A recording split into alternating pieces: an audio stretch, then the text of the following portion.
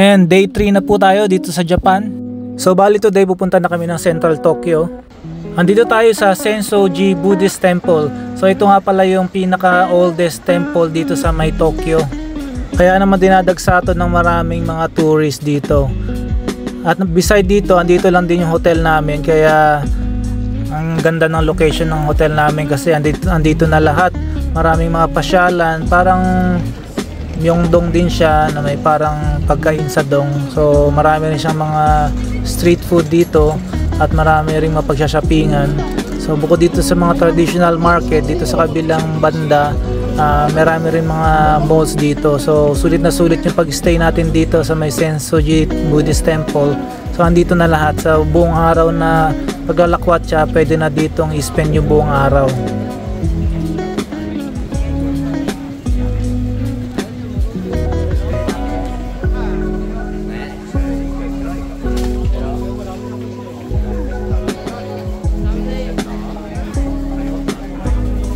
So bali guys, hindi lang mga foreign tourists ang marami dito, no? Marami ring mga Japanese tourists dito.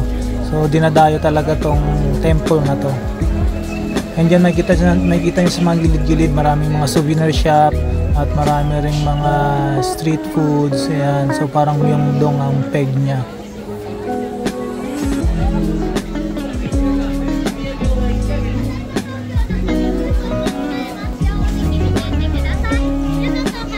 Siyempre hindi natin palampasin yung pagtikim-tikim ng mga foods dito, no? So ito ang tinapay na to, bali famous tong tinapay na to. Ewan ko kung ano to. So tara na, tikman natin. Mukhang maraming mga picture ng mga artista dito. So parang monay lang siya or parang mamon. So wala siyang ibang lasa. Pero masarap din. And ito lunch na, so syempre hindi natin palalampasin yung sushi dito. Tikman natin yung sushi dito sa Japan kung talagang masarap nga. Pero guys, grabe ang mahal ng sushi ha. Mas mahal pa di hamak sa Korea. Pero hindi ko bet yung sushihan dito na sa restaurant na to. Mas masarap yung sushi sa Korea kumpara dito. Pero for sure sa ibang restaurant masarap yung sushi. Pero ewan ko ba kung bakit dito hindi masyadong masarap. Siguro ang rate ko dito is 5 out of 5. Kaya may palibre din silang matcha o yung green tea. Yung unlimited yan, kaya magsawa ka na sa green tea.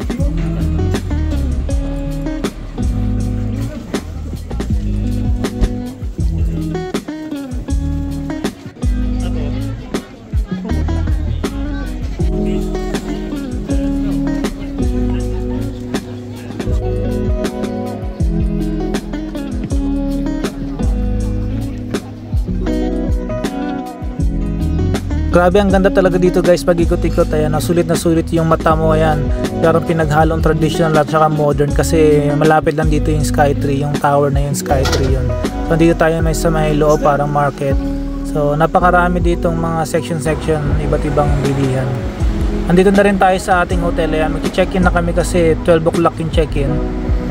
Nung umaga doon tayo sa may temple. So malapit lang, dito lang sa may likod tong ating hotel, yung Monday Hotel. So maganda siya guys, hindi ka masyadong kalakihan, maliit lang pero malinis. At yan, meron dyan na rin yung hintayan, pwede ka maghintay dyan, pwede mo rin ilagay mga bag mo dyan muna, iiwan mo habang nag-ikot-ikot ka habang wala pang check-in. So iniwan muna namin yung mga bag namin dito. Sa mga nagtatanong kung magkano yung aming rate dito per night, so mga nasa 200 per night yung presyo dito. So di hamak na mas mahal dun sa Tokyo Bay sa hotel naming unang araw. So ito yung loob niya, mayroon siyang 4 beds. Yung kagandahan na rin guys, binigyan kami ng tag-isa isang bed. At ito yung view natin. Ayan, so mga bahay-bahay din, building. Medyo iba yung view natin, city view yan. So meron na rin diyang lababo, merong ref, may mga cups, may free coffee. At ito yung ano nila, toilet, nandito rin. Itong bathroom. Yan, ang ganda ng ano, no, may tabo pa. So halos karamihan yata dito sa Japan may mga gumagamit sila ng tabo. So actually enjoy ako maligo ng tabo, kaya hindi ako nag-bathtub dyan, nagtabo lang ako. So may mga free sabon na rin sila, shampoo, ganun. Ayan, syempre hindi mawala yung BD dyan. Laging mayroong BD dito sa Japan. So ito nga pala, dito lang sa kahiliran ng mga hotel namin, ito yung attraction din dito. Doon sa may kabila yung temple. Sabi sa inyo guys, sulit na sulit pag dito kayo nagstay sa may Asakusa Buddhist temple na to eh. So ito yan, parang yung doon din siya, marami siyang mga shopping malls, mga tindahan ng sapatos, mga electronic, may mga club, may mga kung ano-ano, yan, restaurant, marami rin dito. So ito nga pala yung ating day 3 mga guys ha. So pahapon na to kaya nag-ikot-ikot ulit kami after namin mag-check-in. Yaya, ito ba? Gani? Oh, real fish ah. Ayan, meron ding napakalaking Uniqlo dito. Yan, sa Korea ang daming Uniqlo. So dito ang ano talaga original na Uniqlo. Andito tayo ngayon sa may Asakusa, Don Quijote. So ito guys, ang Don Quijote, marami actually ito sa Japan, pero alam niyo ba na napakaganda bumili ng mga pasalubong dito. Talagang murang-mura at saka kung mga pasalubong lang ang bibili ninyo, dito na kayo pumunta. Once andito na lahat ng klase ng pasalubong ninyo, at saka mura siya. Lahat ng Japanese chocolate, ng mga chichirya, lahat ng mga magandang pasalubong andi dito guys. So kaya wag na kayong pumunta kung saan dito na kayo mamili ng mga pampasalubong ninyo, ng mga pagkain, gano'n, may mga electronics din dito na simple lang. So, pero napakalaki ng Don Quijote na to. Isang buong building siya, up to 7th floor yata siya, at napakalaki sa loob. Ayan, tax free nga pala dito guys kung ano kayo, sa resibo ninyo o i-claim nyo yung tax free, so dinididak na nila yung tax, so wala kayong tax dito. So dito na kayo mamili sa Don Quijote ng mga pasalubong ninyo.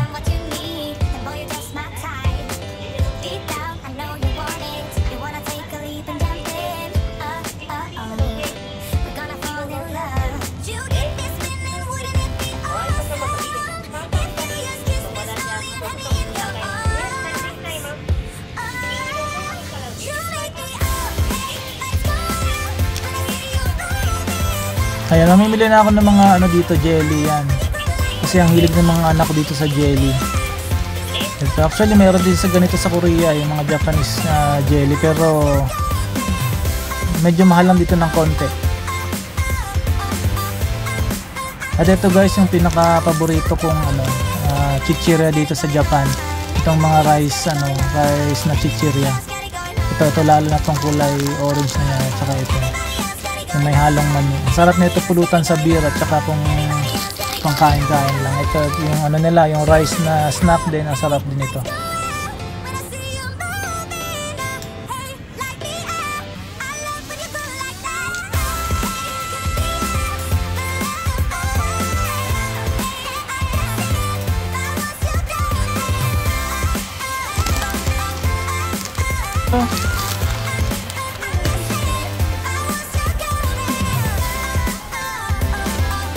Ayan, napakalaki talaga dito guys. Dito tayo ngayon sa may second floor. So iba't ibang paninda naman dito. Mga naman dito, alak, gano'n, mga drinks, beer. Yan, meron nga rin soju dito eh. Sa pang 4th floor naman, mga electronics doon. Sa mga pang 5th floor, mga tela-tela, gano'n, mga damit, yan. So sulit na sulit talaga ang punta dito guys. Halos pwede kang maghapon dito, mag-ikot-ikot lang.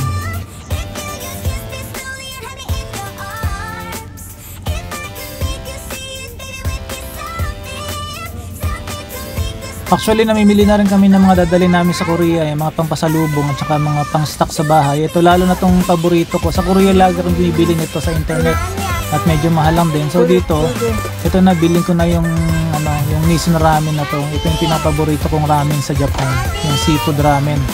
Ayan, at meron silang big size dito, malaki. So malaki na yung pipiliin natin.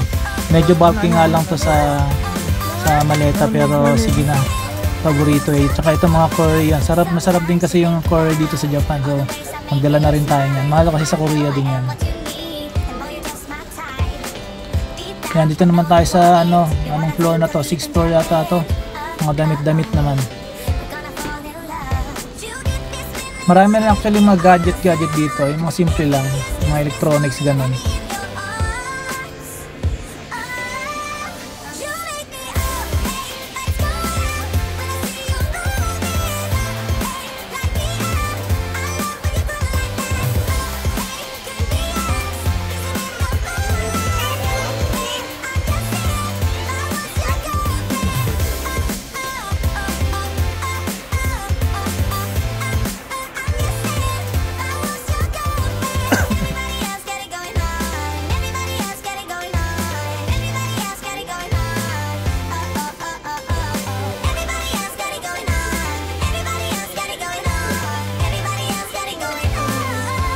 Ayan, so mag-check out na tayo. Grabe.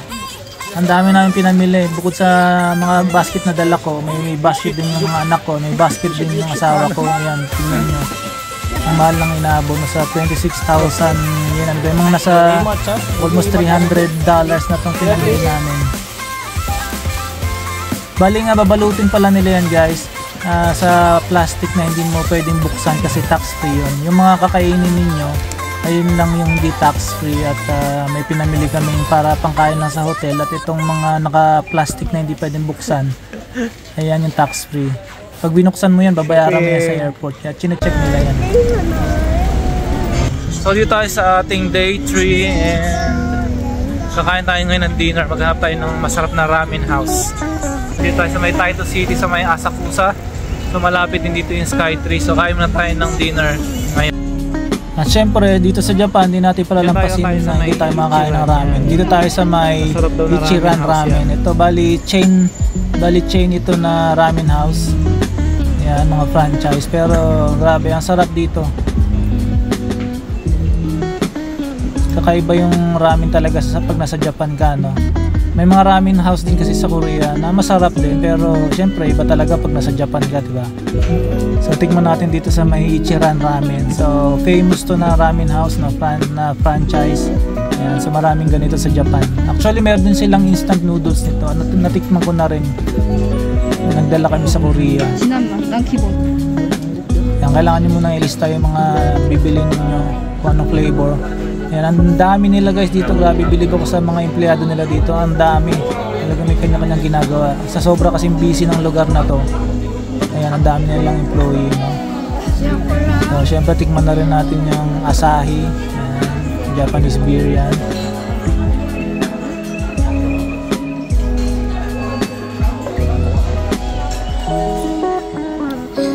Masarap. Uy! Cukuman mo ko, itagato ko ba di.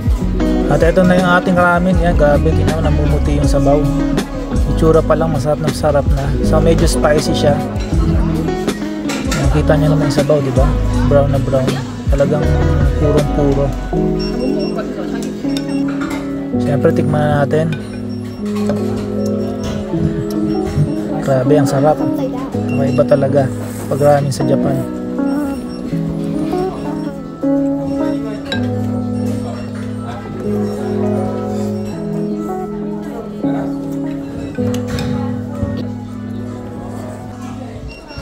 At ang perfect pa ng itlog, medium easy lang. Yan, medyo malambot-lambot.